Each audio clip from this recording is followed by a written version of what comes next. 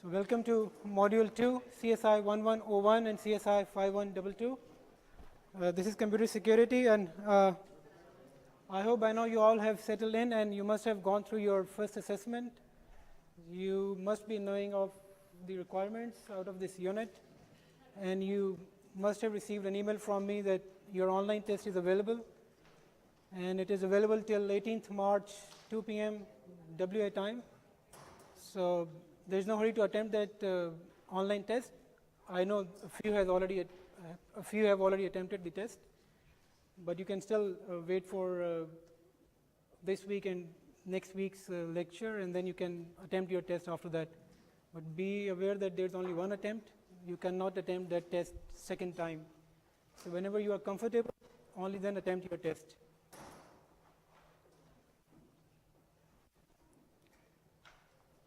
So today we are talking about risks, threats, vulnerabilities, and exploits. And towards the end, we will be discussing how graphically we can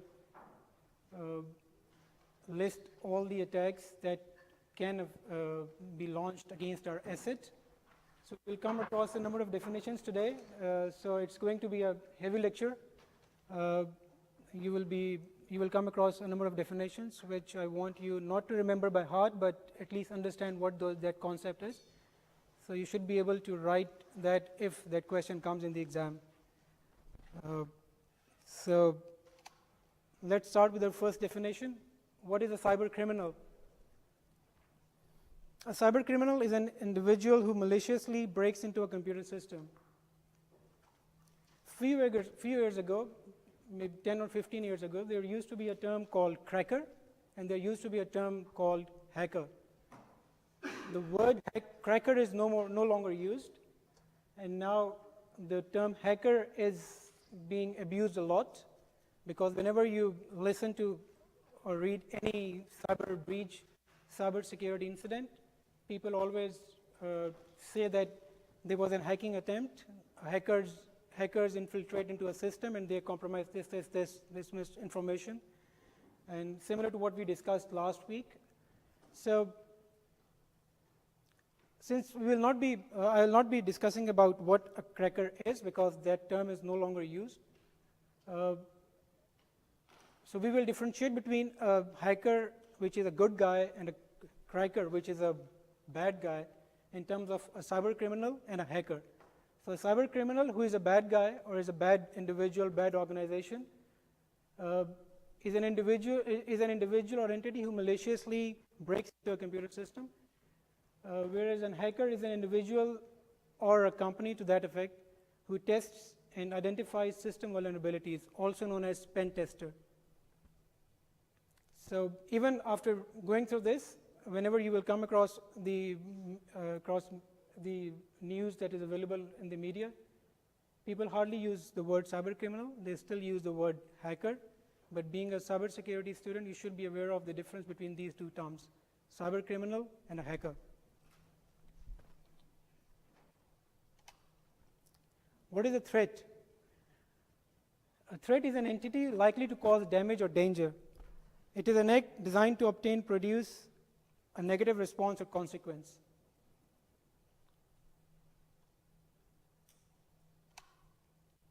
In cybersecurity, we actually group the concepts for simplified analysis.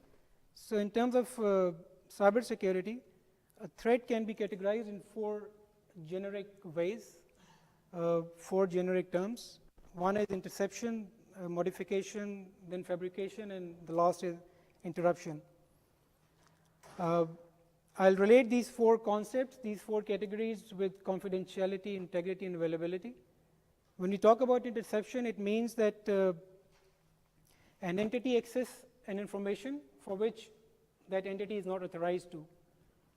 For example, if I start accessing your computer without your consent, it's a breach of confidentiality. So that example falls under the category of interception. I am intercepting your information because I'm not authorized to look into your information. Modification is an example of integrity. It's a breach of integrity, which means that if a disgruntled employee in an organization modifies an entity, modifies an entry in a database, and that entry gives you a wrong information, and based on that wrong information, you start taking your actions. Fabrication is, again, a breach of integrity. And when we talk about fabrication, I can give you an example of a salesman working in a store, and if that salesman creates a false order, and as an effect of that order, certain items go out of the store without any kind of financial transaction being made. So that is an example of fabrication, which is again a breach of integrity. And interruption is a breach of availability, making resource unavailable. If Blackboard for some reason is unavailable to you, you are unable to access Blackboard, that is an example of interruption, which is a breach of availability. So what is a vulnerability? A vulnerability is a flaw or weakness in the design, implementation, or operation of a system. It is something that how open something is for an attack. If you look at this diagram here, the broken chain that you can see here is giving you an example of a vulnerability. If I use this chain to secure my bicycle or my motorbike, this vulnerability will always lure the attacker or a threat agent to compromise this security control, and my motorbike or bicycle will be easily accessible to that threat entity. So just I've given you an analogy. So you can, if we talk about cyber security, all the applications that we use have got a certain vulnerability. Few vulnerabilities are very open, and few vulnerabilities are not open, but yet those vulnerabilities exist, and we need to implement some security controls in order to safeguard our asset from a threat entity. Like threat, we can generally categorize vulnerabilities into being corrupted, being leaky, or being unavailable. And these three categories can be easily related to confidentiality, integrity, and availability. When we talk about corrupted, it means it's a breach of integrity. When we talk about leaky, it's an example of confidentiality, and unavailability is we can directly relate to a breach of availability. Yes, please.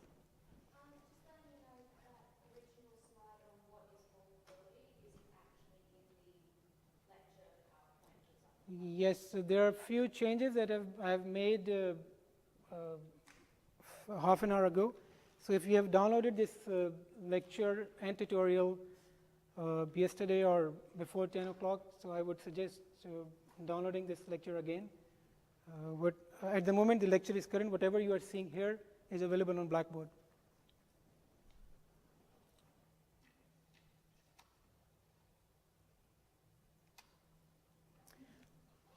How can we define an exploit? So we know what a threat is. We know what a vulnerability is.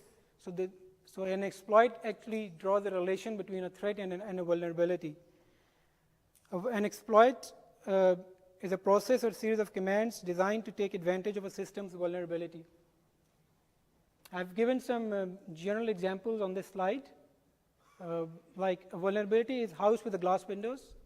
What an exploit could be: an attacker or a threat entity can come and smash the window, access the house, take someone's items, and gain profit out of that. The second vulnerability is that I've shown on the slide is telephones don't fully authenticate callers. Call someone and tell them you are from the bank and you need their credit card number because they are compromised.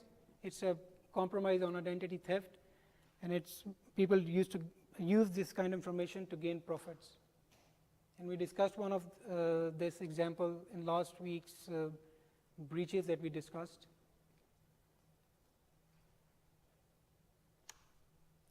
So what is a countermeasure?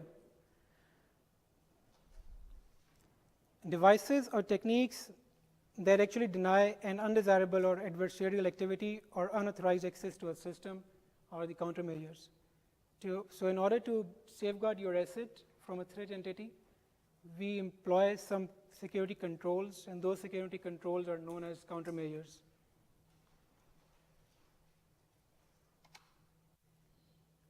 What is a threat agent, or to that effect, who are attackers? A threat agent is the individual or group who has the potential to manifest a threat. And there can be many examples of threat agent. They can be malware writers, they can be hackers or cyber criminals, fraudsters, white-collar criminals, organizations, disgruntled employees, opposite companies. They can be all sorts of threat agents. So what is the motivation behind a threat agent? Why they launch attack against an asset or against an organization or against a country? There could be multiple motivations. This list by no means is an exhaustive list, but I've added few examples of few motivations for attackers to launch attack. The motivations could be financial, could be emotional, someone wants to take a revenge, could be ideological. A cyber criminal can be an opportunistic. It could be a compulsion, it could be a social acceptance, it could be a challenge. So there could be many motivations for an attacker or a threat agent to launch an attack against an asset. So what are the capabilities of the threat agent? It depends who the threat agent is. If a threat agent is an individual, his capabilities will be much lesser than as compared to if a threat agent is an entity or an organization. So I've added an example here that if NSA has got the resources to brute force an encryption algorithm, whereas an individual will not have that resources to brute force an encryption algorithm. So depending on the type of attacker that you identify as a risk assessment procedure, which we'll discuss later in today's lecture, if it is an organization, obviously that organization's capabilities will be much more than as compared to an individual. So whenever we identify a list of compromises that can be made against our asset, we actually try to identify whether that threat agent is an individual entity or a company. So depending on this decision, we employ our security controls. So whatever I've discussed in previous slides, let's draw a relation between them. If you look at your right side, a threat agent gives rise to a threat. We know what a threat agent is. We know what a threat is. Essentially, we all are protecting our assets. This is our information which we want to protect. So threat agent give rise to threats. Threat agent has the potential to abuse or damage this asset. And using these threats, the threat agents actually compromise these assets.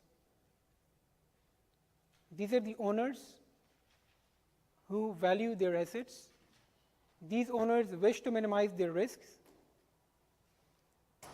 And to minimize their risk, they impose some countermeasures to reduce those risks.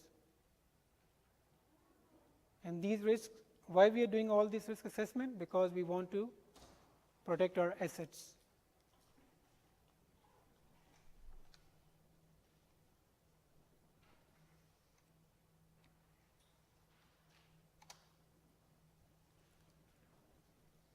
So what is risk management? Risk management is a process in which we identify our assets, we classify our assets, and then after classification, we identify the threats and the vulnerabilities against those assets. Once we perform this identification activity, we then go for risk control strategies where we select the appropriate controls that can protect our assets that we have identified and classified, and that helps us in reducing a compromise against our asset.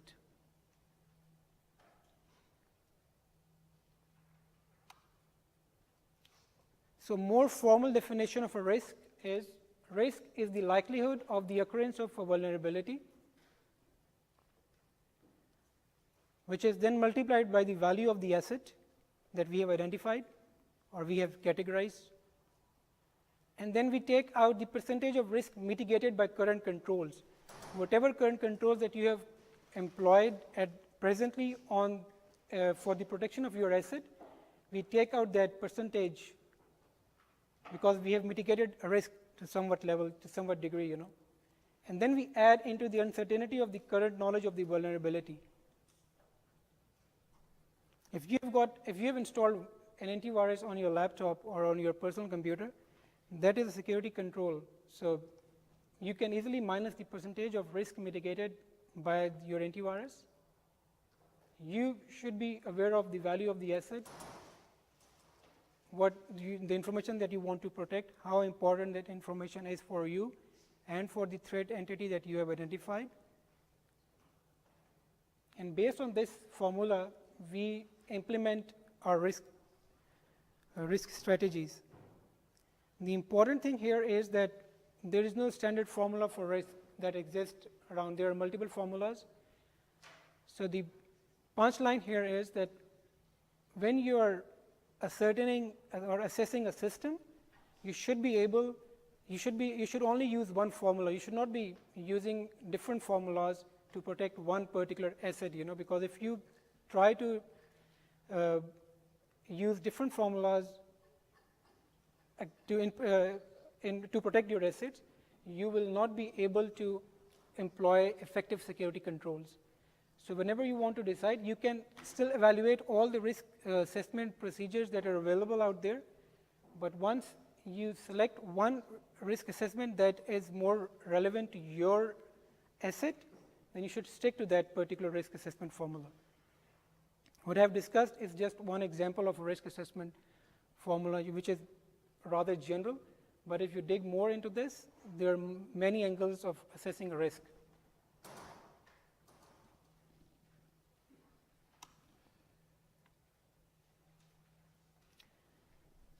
When you talk about risk control strategies, a risk control strategy could be defensive. It could be a mitigation of risk. We can accept the risks depending on what we have identified. We can transfer the risk to another entity, or we can terminate that particular asset out of that particular control out of our organization or out of our laptop or computer if we talk about individuals, you know. So when we talk about defense, we actually apply a safeguard to reduce the risk. Like I have given you the example of installing an antivirus software on your personal laptops or installing a software firewall on your personal laptops or personal computers. So this is a risk control strategy which is defensive. We can mitigate the risks. By mitigating the risk, we mean we develop plans to make outcome less severe. By accepting the risk, we actually accept the risk that whatever happens, we cannot do much about it. We accept this risk. And why we accept that risk? Because once we do our risk assessment, we find that the probability or the possibility of having this risk is in a number of years. It is not very frequent to happen. So that's why, based on the frequency of that risk, we actually accept that risk, you know. Sometimes we transfer that particular risk. For example, we insure our hardware devices. We insure our information security services to third entities. So if something bad happens, we don't have to face the financial effects of that particular attack, and we actually want our insurer to pay that money for us, to bear that loss for us. And sometimes we find that we cannot do anything about that particular attack. We cannot control that particular attack. So in that case, we actually remove that asset from our environment because that is going to compromise the security of our system. which in turn affects the goodwill of the organization, affects the business. So what is an instinctive risk assessment? Can anyone tell me? What does it mean, instinctive risk assessment?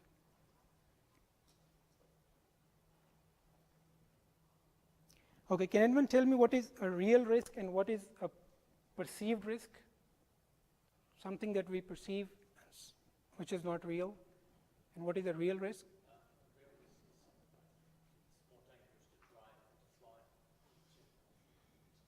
Yes, I agree, but if your definition is correct, but why do we, my next question is, and why we always look for perceived risk, we don't actually value the real risks? What is the reason behind it?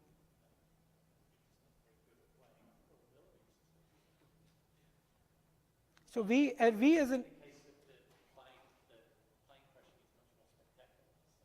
so we as human beings are, based on the information that we used to hear on daily basis, based on that information we make our decisions, you know.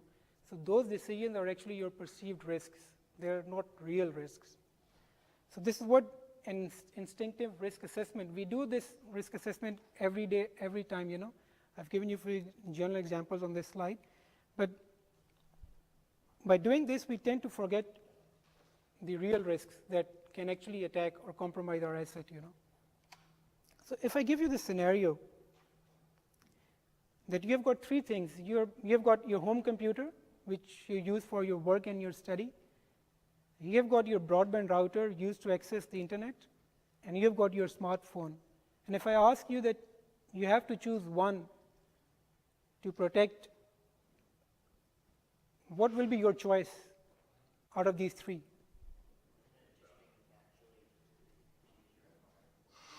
So yes, this is your, yes. Anyone else, please? So majority of you would be thinking that if I ask you to secure one device out of these three devices, either you will opt for your home computer or you will opt for your smartphone. In actual, it is actually your broadband router which you need to secure, you know. It is because it is example of a perceived risk because of the information that we used to hear about in our daily lives, you know, reading the media, that we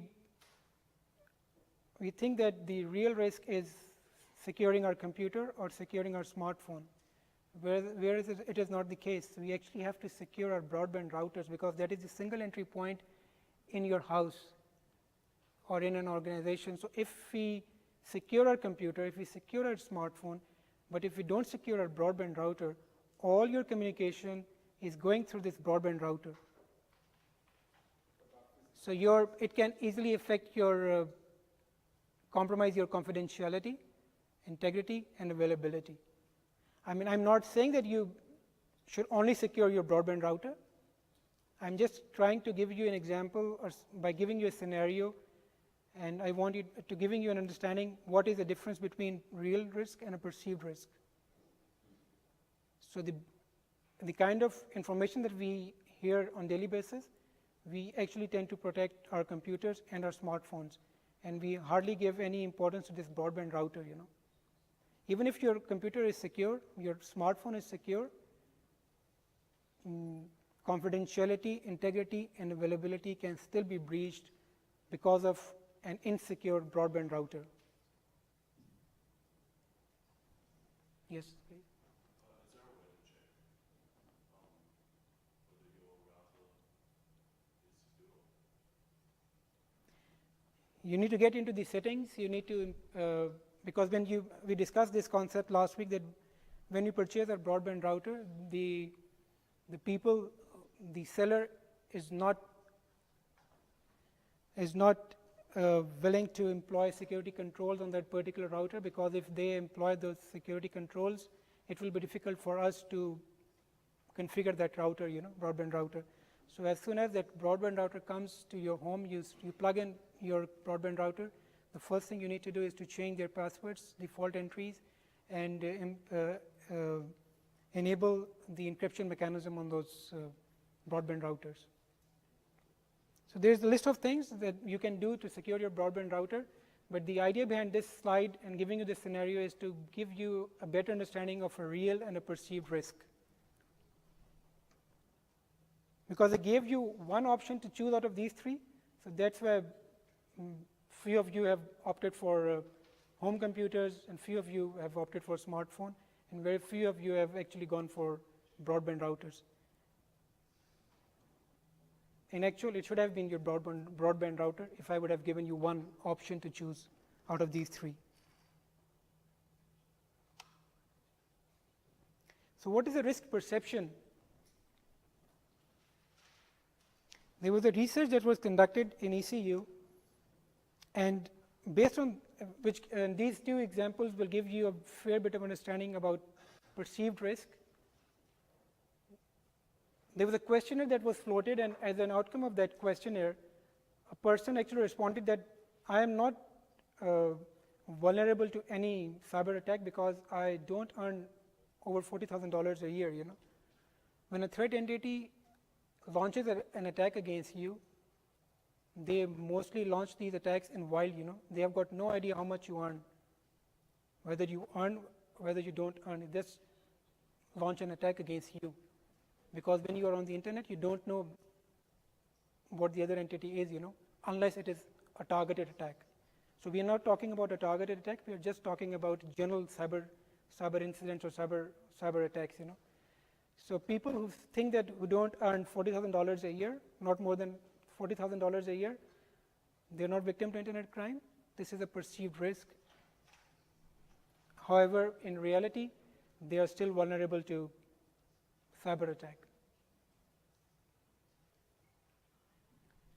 The other finding that came out of that research was you have to use the internet every day to be attacked online, which is highly incorrect. Even if you use on weekly basis, you are still vulnerable to attacks, because attackers are always launching the attacks in the wild. So they all are waiting someone to come, and as soon as they find that something is open, they easily launch an exploit against that vulnerability.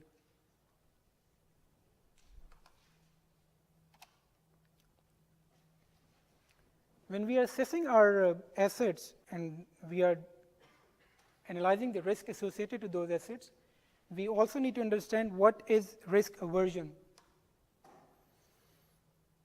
So risk aversion means how risk averse is the threat agent. So you need to know that if you have identified the asset, if you have identified the threat agent, you should also spend some time to understand how risk averse your threat agent is.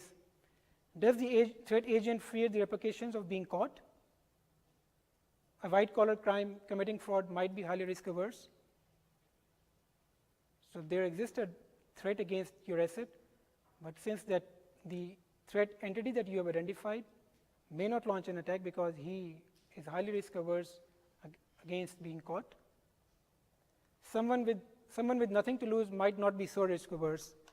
But if a person is not a white collar person, he might not be thinking on these lines. He just wants to attack you. He just wants to earn some money out of launching a ransomware attack, or he's doing for some other reason, for some other motivation, he wants to launch an attack against you or any other person who is on the internet. So a lot depends on the threat entity, and when you analyze a threat entity, you need to spend some time to understand how risk averse that threat entity is. Based on this decision, you actually spend money on your controls or the techniques that you want to employ to secure your asset. So let's now draw a relation between cybersecurity and psychology. Psychology plays a significant role in the user's thinking. Psychology actually enables you to influence a victim, employee, client to act in a specific way. I can give you an example of ransomware software, WannaCry, that launched in 2017, June. when that attack was launched, all of your computer data, all those who were their affectee, their computer was locked, and they were asked to pay some money.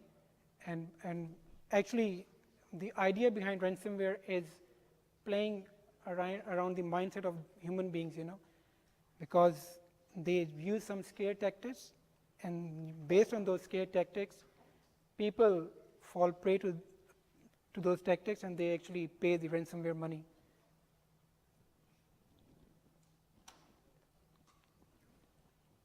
Psychological acceptability is a user's likelihood of accepting a security measure. So whenever we employ a security control, we need to understand these three terms: security versus usability versus convenience. We cannot deploy or employ security controls and techniques without taking into consideration the usability of that particular system and the convenience it gives to the user. We should always draw a relation between these three terminologies. Otherwise, if we solely look on the security aspect of an asset, we won't be able to successfully implement the security control. If I ask you that to log in into your Blackboard, you need to enter 3 different passwords, would you think that that is a convenience for you? It is not. Do you think it is a usable thing for you? So I am trying to implement security control, but I am compromising on the convenience of that system that you are using. So whenever you think on the security controls to be deployed to secure your asset, always compare with the usability, always think that how convenient it is for the end user, who is the actual user of your particular application that you want to secure.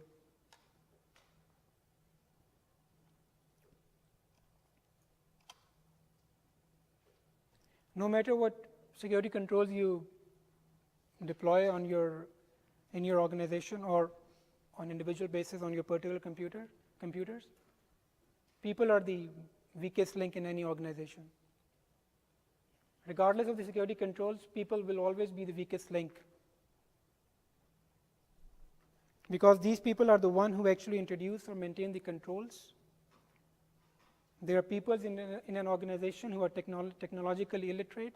There are people in the organization who use technology, but they don't know how effectively they can use that particular technology. And there are people who actually develop those policies. So all these kind of categories, people who fall into these categories, they all are vulnerable, because if someone has got the access, or if someone is implementing information security controls in an organization, if that particular individual can be compromised using some psychological scare tactics or some other means, he is the weakest link in an organization. No matter how secure your password is, if that particular person, based on the scare tactics, gives the passwords to the threat entities, threat agents, you are vulnerable. Your system becomes vulnerable.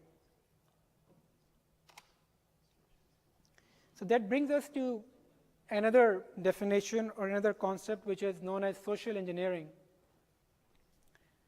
Social engineering is the process of convincing an authorized target to undertake a specific activity. The target may either divulge sensitive or confidential information, or the target may either perform a task which creates a vulnerability for an attacker. So my question is, why do humans fall for social engineering attacks? What is the reason behind it? It is humans' nature to be helpful. That is one of the reasons. And it is human nature to avoid confrontational matters. We all can be victim of social engineering attacks because of these 2 general categories. I'll not get into the details of all these concepts, but you should be aware of these concepts. What is phishing? What is spear phishing? What is farming? What is wishing? And what is reverse social engineering? Few years ago, these terms were not there. There was only one concept, social engineering.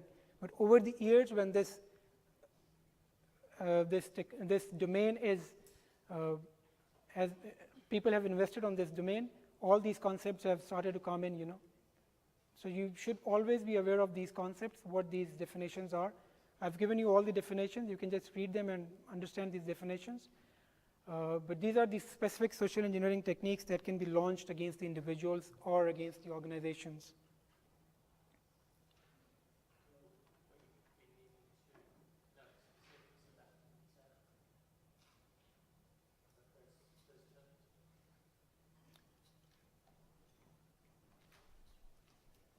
I have not set your exam paper yet, so I'll let you know when I'll write the paper. It will be in the second half of the semester. So around May, I'll be able to discuss that whether social engineering is coming in your exam or not. But having said this, don't always focus on your exams, because this is an introductory unit. You should always give time to understand these concepts. If you don't understand what a threat is, what an exploit is, what a vulnerability is, what is a control strategy, what are social engineering tactics that can be employed, it will be very difficult for you to understand the advanced units that you will be studying in this course. So as a cybersecurity student, you should always be aware of these concepts. Phishing, spear, and the reason I'm not going into this detail, because I've given you all the definitions, and these definitions are self-explanatory. Yet if you feel that there are some questions that may arise in your mind once you read this slide later, always write back to me, always make an appointment, come back to me, post something on the discussion board. I'll be more than happy to answer there as well. Okay?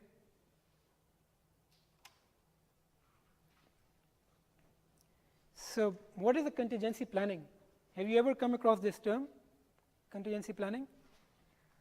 We all are doing it in one way or the other.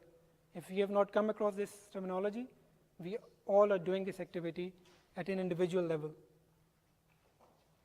So a contingency planning is something that is used to anticipate, react to, and recover from events that threaten information assets, and it involves business impact analysis, IRP, incident response plan, DRP, disaster recovery plan, and business continuity plan.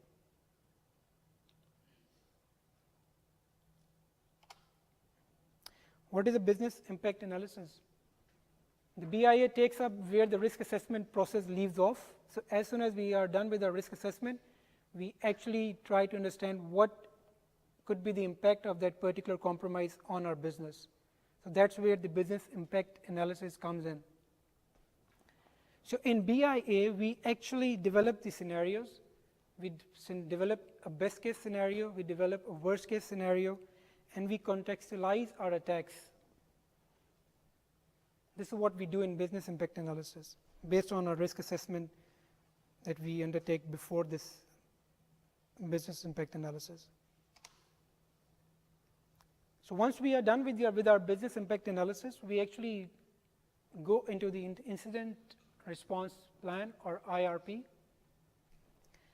So we can define an IRP as it's a series of actions an organization should take when an incident occurs. And an incident is an action that threatens an asset's confidentiality, integrity, or availability. So what we do if a malware is detected. So again, giving you an example of a ransomware, which is a type of malware. If a ransomware attacks your computer, what will be your action? What could be your incident response plan? So there could be two options: either pay the ransom, which you don't want to, obviously, or restore your data from the backup. Is it clear? So if a ransomware attacks your computer, locks your computer, and it deprives you to access your own data, what will you do? Either you will pay the ransom, or you will restore your data from your backup, provided that you have got enough backup available. If you don't have any backup, then you don't have any other option except to pay the ransom, or to accept that I cannot do anything and my data is lost. I'm helpless.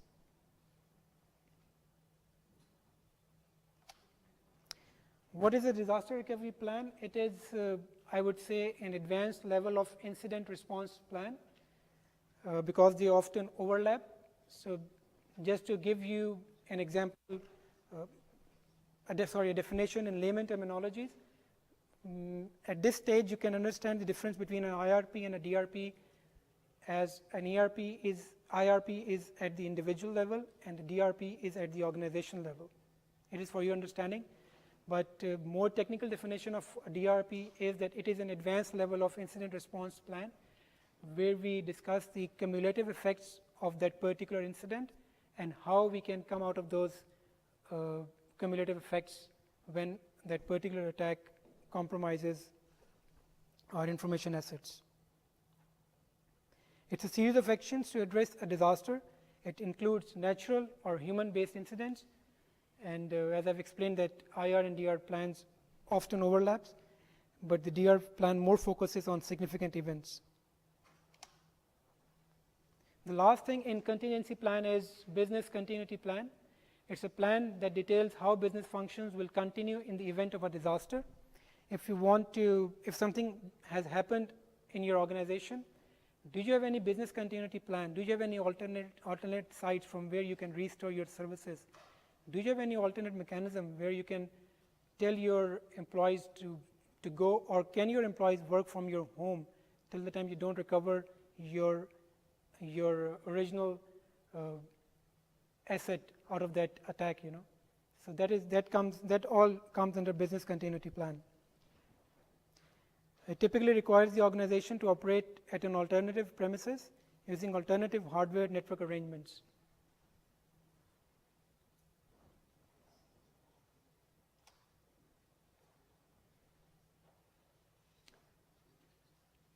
Let's take a break for 5 minutes, and then we can come again and discuss how we can graphically represent the attacks or the threat agent. Explained as I introduced you in the start of today's lecture that towards the second half of our lecture we will be looking at the graphical representation of our threat modeling.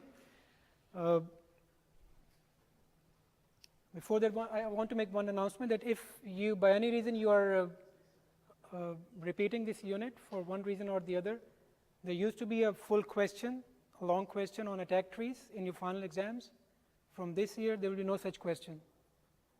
You will not get any question on developing an attack tree in your final exams.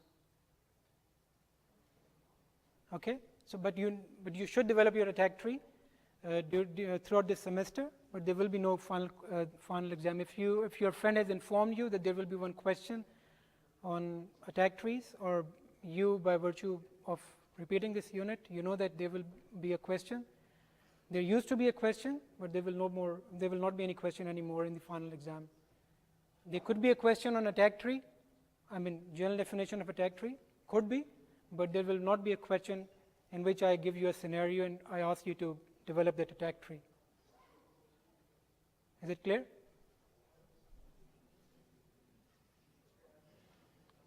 So why we model threats? Threats are actually identified in an ad hoc manner. We actually identify threats based on our own information, based on our own understanding. But what about the threats that we don't think of? What we normally do about those threats? Because they are still threats, they can still compromise your information assets. So we need to have a structured way in which we should endeavor to identify all sorts of threats that can actually compromise our asset. So there exists a methodology. Bruce Schneier, who is a very famous figure in the security domain, advocates a technique which is known as attack trees or threat trees. So attack trees and threat trees is one of the way that is used to model threats, and that actually addresses the issue of threats which we actually don't think of. So how can we define attack trees? They are a formalized way of identifying threats. We put ourselves in the position of an attacker, and based on that, and once we are into that position, we first decide on our overall main goal. What is our goal? What we want to protect? Once we identify our main goal, we then decide a number of ways to achieve this. And once we identify those ways, each of these becomes a goal. And we continuously think of these goals, how we can achieve, how those goals can help us in achieving our main goal. So if I give you an example for a better understanding, suppose that our ultimate aim is to steal a diamond from a store that we already know is kept inside of a locked safe.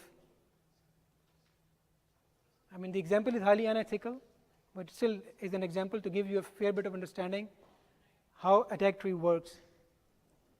So we could represent many different approaches in the form of an attack tree. Sometimes these diagrams are referred as threat trees or threat modeling besides attack trees. So what is our main goal? Our main goal is to steal the diamond. So we have identified our main goal.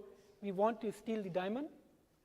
The person looking at the diagram could be management who may not want to read a detailed, lengthy report. So that is another advantage of having an attack tree, because if you want to tell to your management that this is how our asset can be compromised, you can draw a beautiful attack tree, and which can easily convince your management that yes, why we need to employ the security controls because of this attack tree, because this attack tree is more easier to understand as compared to writing a detailed or lengthy report. So as I've explained you, the first node is always our main goal. So we have identified our main goal. So what was our next step? We need to further identify our goals. So we need to do a bit of research, and after we do our research, we have identified our sub goals, which is we can steal the diamond by determining the combination of safe, by employing a force safe open option, by stealing the entire safe, and intercepting diamond to or from the safe.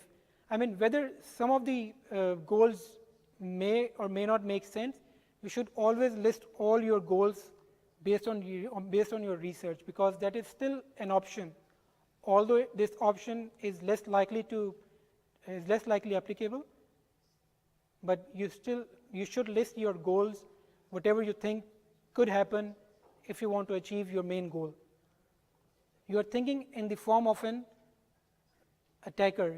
Now you are thinking on the lines of an attacker. So you are the actual owner of this diamond, and now you are thinking as an attacker, that if an attacker wants to steal diamond, what options he could use to achieve this main goal.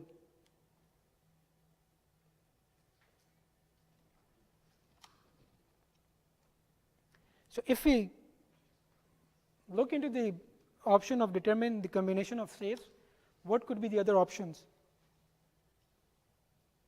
We can bribe the authorized user. People are the weakest link. We can blackmail the authorized user. Again, people are the weakest link. We can trick user into revealing combination using social engineering techniques without making him aware that we are actually trying to get some secret information out of that person. Or we can search offices for combination if someone has written down. If you have written down your passwords, people can easily find those passwords because by searching your offices. So going back to the slide, your main goal was to steal diamond. Then you decided, based on your research, you identified 4 sub goals. This is level 0. This is level 1. And on level 2, under this determine the combination of safe, you have got 4 more goals. So you try to develop these attack trees. You try to expand these attack trees in graphical format, and you develop these attack trees based on your understanding of the subject matter and based on the understanding that you get out of the research that you undertake to achieve your main goal.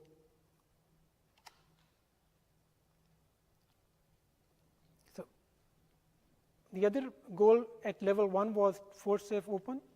So under this category, we can do this option by using crowbar, by placing explosives near the safe, or drilling into the safe.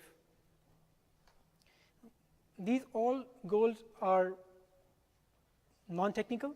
They're not technical because our goal is non-technical. Once we talk about in terms of cybersecurity or information security, we actually draw our attack trees in two ways. On one side, you write all your non-technical controls. On your one side, you write all your technical controls, and then you start developing your attack trees. I will have a quick discussion on your tutorial at the end of this lecture here, and then we can decide. Then we will discuss more on during the lab sessions. In your today's tutorial, there you are required to develop an attack tree, in which I want you to, if you want to compromise the user credential of your friends, what could be the possible ways? How can you develop the attack trees if your main goal is to get the user credentials of your friend? So there we will discuss about non-technical and technical controls, non-technical, technical options that we can employ to achieve that main goal. So based on this example, the process continues until sufficient information is provided on the diagram so that an individual who has little expertise in the area could easily understand and interpret the attack approach that is being described. So if I combine all those bits, your level 0, your main goal was to steal diamond. Your level 1 was determine these 4 goals. Your level 1 was these 4 goals under this category, these 3 goals under this category. There could be more here as well. And under this, your level 2 shows you these 2 goals that you can do to achieve this. This will take you to here, and this will take you to achieving your main goal, which is to steal the diamonds.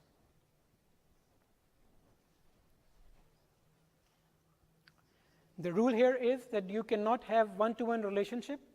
It has to be one-to-many. The moment you feel that you have got one-to-one relationship, just delete this node, and this should be your last node in that particular category.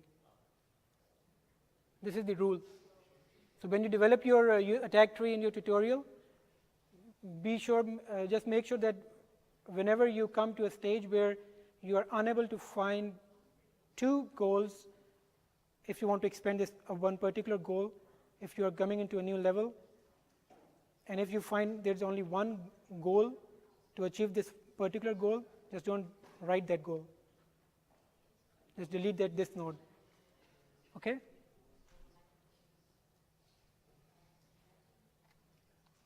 So what you need to research in order to determine the possible attack avenues.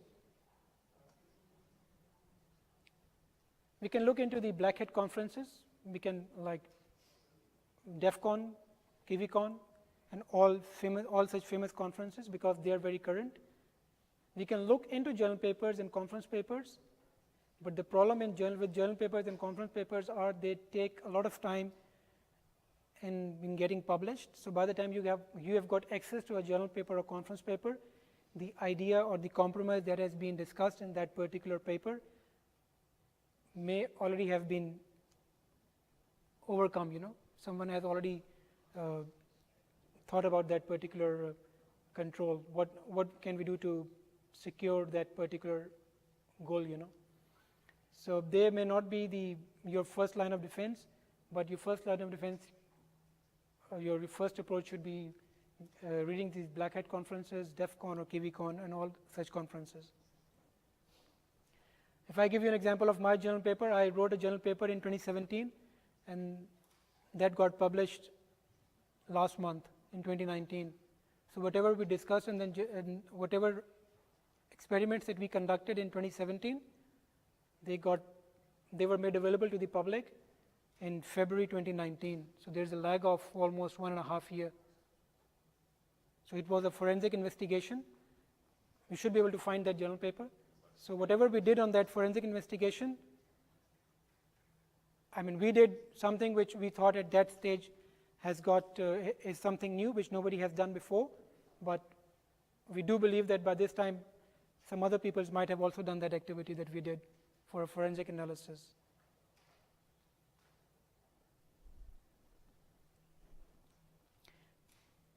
The one thing I want to discuss here, which is also part of your tutorial activity today, is use of common vulnerabilities and exposures, CVE. This CV word in this website, this URL, will be your bread and butter throughout this course, throughout this cybersecurity, throughout your cybersecurity career. So let's talk about common vulnerabilities and exposures. This is the main landing page of your CV website, and here, if you want to, if you know about this particular application, like I believe that you must be using WhatsApp or any other similar tool. So if you write WhatsApp in this search category, you will find a list of vulnerabilities that are known to the world. And based on these vulnerabilities, if you click on any of this hyperlink, you can further get into the details of that particular vulnerability that has been made available to the community to understand. So if you look into the CV databases, if you are and while you're developing your attack trees, you can easily get the idea what could be done to achieve your main goal, to achieve the user credentials of your friend, how a password can be compromised.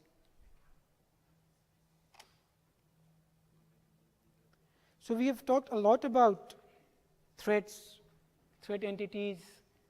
We have defined countermeasures. We have talked a lot about risk management, risk assessment. We have talked a lot about contingency planning. What are controls, what are safeguards, and what are countermeasures? We know what a countermeasure is. So what is the most effective control? Can anyone define? Can anyone tell me what could be the most effective control? Yes, that is to reduce the effects of social engineering. But if I want to talk to you in terms of technical, more in terms of technical, what could be the most effective control? Can there be any one most effective control? Can there be any one most effective control? I'm coming to you, please. Yes, sorry. Yes. But can there be only one control that we can say that this is the most effective control? Can we say this? That this control that we have employed is the most effective control? Or it should always be a combination of security controls to secure your asset? So there can never be a most effective control. The efficacy in security controls comes when you employ multiple controls on your information asset.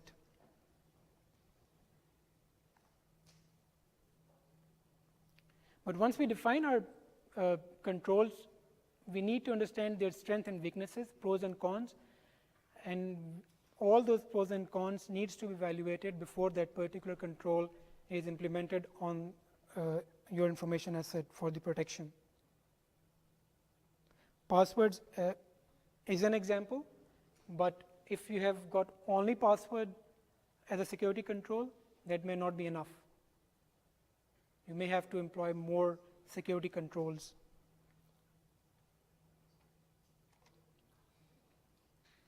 So controls can be preventive, controls can be detective, controls can be responsive.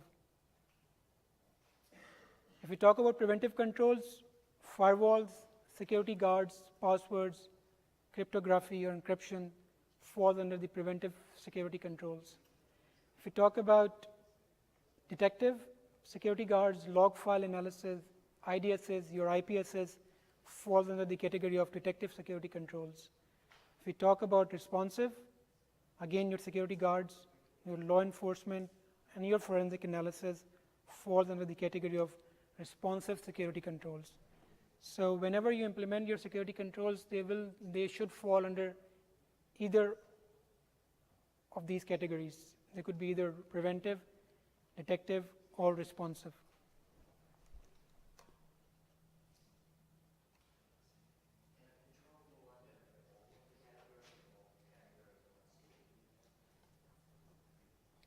It's not possible. Not possible because they are inversely proportional to each other. Except for security guard, which is a physical control, which you can see here. Security guards, they are the physical controls because having a security guard is a preventive measure. Having a security guard can also be a detective measure. Having a security guard is a responsive measure as well but these are the physical controls, When we talk about technical controls, all technical controls, they all are inversely proportional to each other. You cannot have firewall as a preventive measure as well as a detective measure. Firewall is not meant to detect. Firewall is not meant to respond. Your IDSs are not meant to prevent. They just raise an alarm.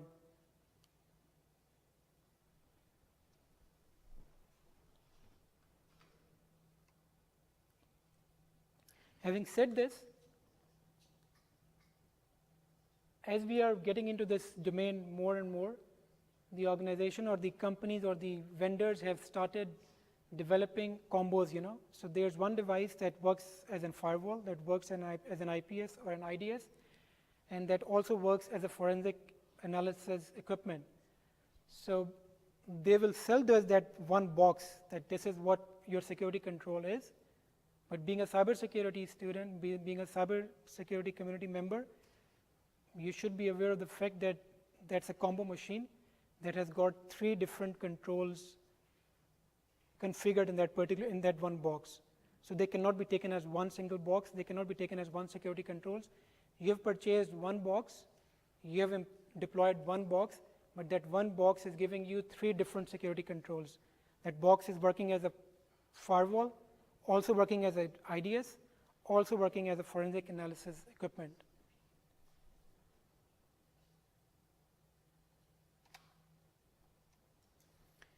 So how we can determine the effective controls? We need to be able to identify all the possible controls first. Once we identify those controls, we should be able to determine their efficacy in mitigating the threat or the risk.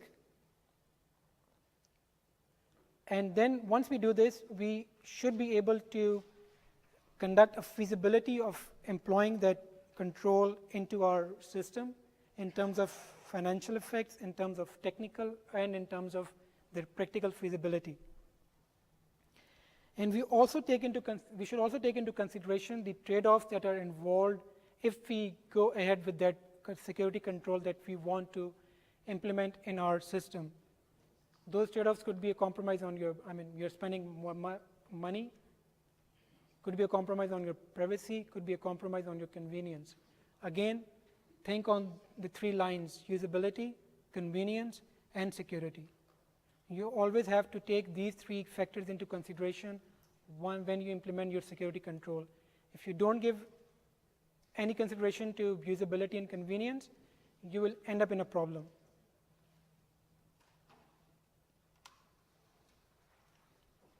So if we talk more about trade-offs, security controls almost always involve trade-offs. We know that.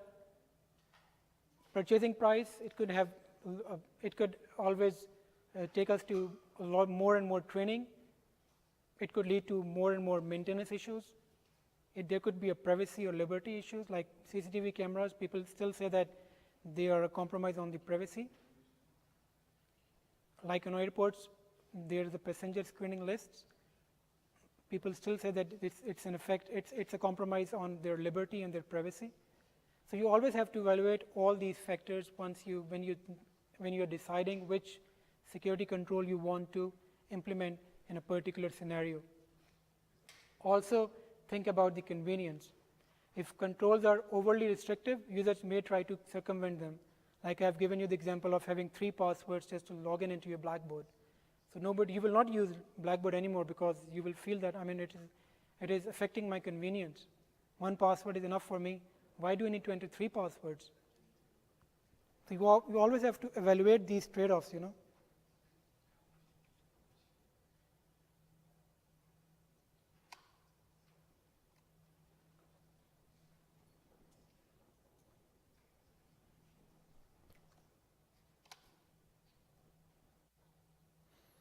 So when you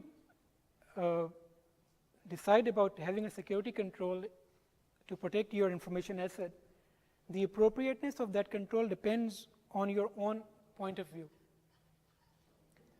Like I've given you the example, general example, that if you are a homeowner, you might install an alarm system. And if a burglar comes and sees an alarm system in your home, and if he sees nothing, no security control on your neighbor's house, he is going to attack your neighbor's house. But once after that attack, if your neighbor employ an alarm system as well as a CCTV, if next time the burglar comes in, which house will lure that particular burglar? Your house or your neighbor's house? Your house, because now your house has got one security control, whereas your neighbor's house has got two security controls. So this measure might be appropriate for you as a homeowner having an alarm system, but if you think in terms of the attacker's point of view, the way he looks into the things, it's a different scenario, because he would always evaluate, he would always take the risk which is less. He will always take into the consideration of risk aversion, how psychologically risk averse that particular attack entity is. So all these approaches lead us to this final concept of our today's lecture, which is defense in depth. This is a very important concept used in everyday discussions. Whenever you will go into any InfoSec conferences, presentations, you're bound to know this term. You will listen to this term, because at the end of all discussions, people will say that whatever we have discussed falls in the category of defense in depth approach. So what is defense in depth approach? It is something, you need to implement your security controls in layers. You need to have multiple security controls. Only then you will be able to say that you have got security controls which follows the principle of defense in depth. One security control on an information asset cannot be equated to defense in depth approach. So you need to have multiple security controls in order to be able to say that you have implemented defense in depth approach, defense in depth strategy in your organization. If I ask you if you have to enter into a sensitive organization, the first line of defense is your security guards. Then there are some gates and then security guards. Once you cross those two countermeasures, those security controls, then there will be a reception where you'll have to enter some information. You have to give some information that what is the reason to enter into this sensitive organization, who has actually called you, or you are going at your own. So all these three controls fall under the category of defense in depth approach, because to enter into an organization, you have to cross 3 or more steps. It could be multiple, more than 3 steps, it could be 3 steps, but the idea behind is that we can say that we have implemented defense in depth approach in our organization only when we have got controls which are more than 2, 3. Having one security control or 2 security control does not mean that you have got defense in depth approach. So if I ask you to define what is a defense in depth approach, it is an approach in which you deploy multiple security controls in terms of devices, in terms of techniques, technical and non-technical both, that restrict an intruder to get into your organization, to attack your information asset, or to compromise on confidentiality, integrity, and availability.